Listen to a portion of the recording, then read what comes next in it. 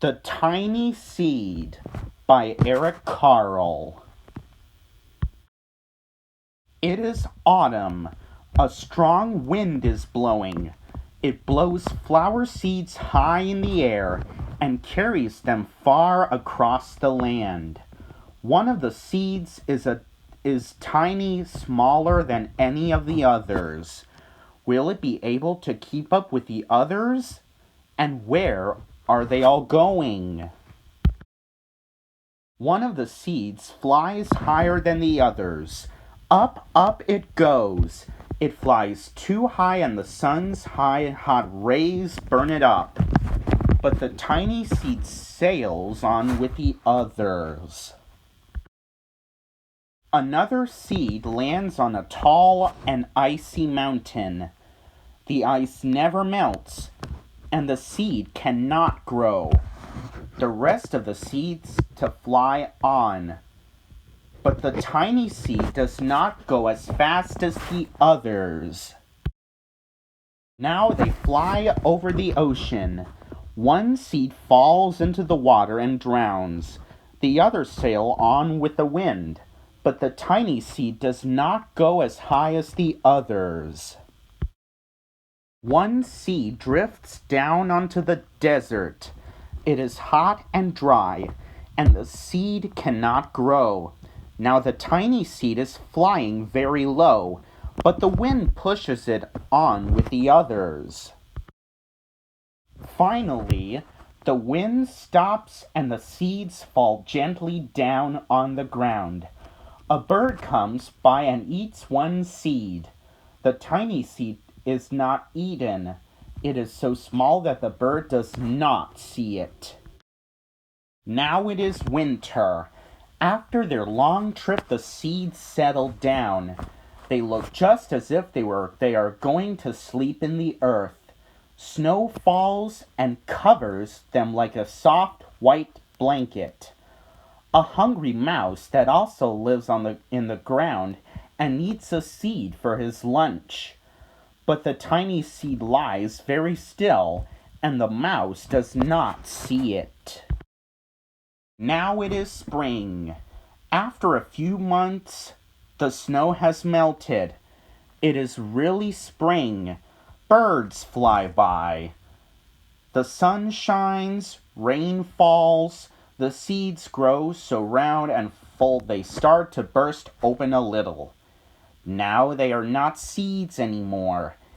They are plants. First, they send roots down into the earth. Then their little stems and leaves begin to grow up toward the sun and air. There is another plant that grows much faster than the new little plants. It is a big fat weed, and it takes all the sunlight and the rain away from one of the small new plants, and that little plant dies. The tiny seed hasn't begun to grow yet. It will be too late. Hurry! But finally it too starts to grow into a plant. The warm weather also brings the children out to play. They too have been waiting for the sun and springtime. One child doesn't see the plants, and as he runs along he breaks one. Now it cannot grow anymore. The tiny plant that grew from the tiny seed is growing fast. But its neighbor grows even faster. Before the tiny plant has 3 leaves, the other plant has 7. And look, a bud, and now even a flower. But what is happening? First there are footsteps, then a shadow looms over them, then a hand reaches down and breaks off the flower. A boy has picked the flower to give to a friend. It is summer.